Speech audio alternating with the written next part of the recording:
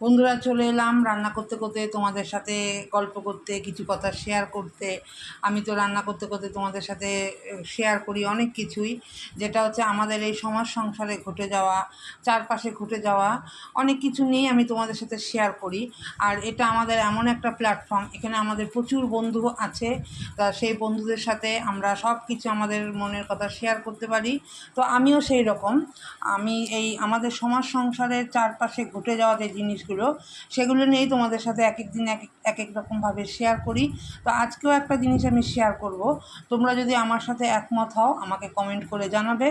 তো যেটা আমি বলতে চাইছি সেটা হচ্ছে যে দেখো, এই যে আমাদের যে এই আত্মীয়তার ব্যাপারটা না, আত্মীয়র ব্যাপারটা, তুমি ধরো আরও পিছিয়ে যাও, ধরো 90-95 এই এরকম সালের দিকে চলে যাও।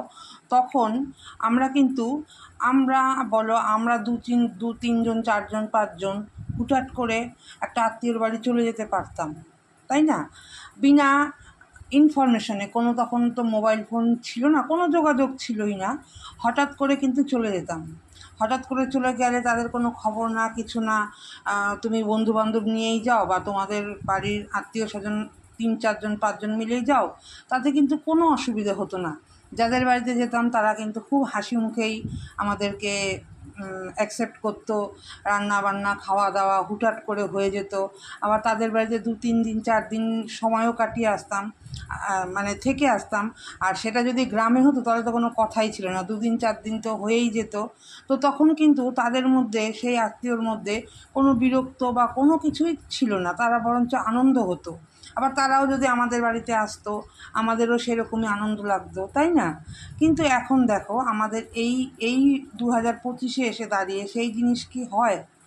সেই জিনিস তো হয় না। তোমরা যদি একমত হও তাহলে আমার সাথে একমত, যদি থাকো তাহলে আমাকে কমেন্ট করবে। তো সেই জিনিস কি এখন হয়? একদমই হয় না। এখন কারোর বাড়িতে যেতে গেলে একটা ইতস্তত বোধ হয়, তাকে আগে থেকে জানিয়ে দিতে হয় যে আমরা যাচ্ছি। দুজনের বেশি, তিনজন গেলে নিজেরই একটা কীরকম লাগে। হ্যাঁ, মানে এরকম একটা ব্যাপারটা। আর এই ফোনের মাধ্যমে যতটুকু যোগাযোগ, কেমন আছো, কী আছো, ব্যাস এইটুখানি। এখন আর কেউ কারোর বাড়িতে যায় না, কেউ সময়ের জন্য যায় না, কেউ একজন আরেকজনের বাড়িতে গেলে সেটা তার ভালোও লাগে না, এরকম আর কি ব্যাপারটা। তাই ভাবি যে আজকে যুগটা কোথায় এসে দাঁড়িয়েছে।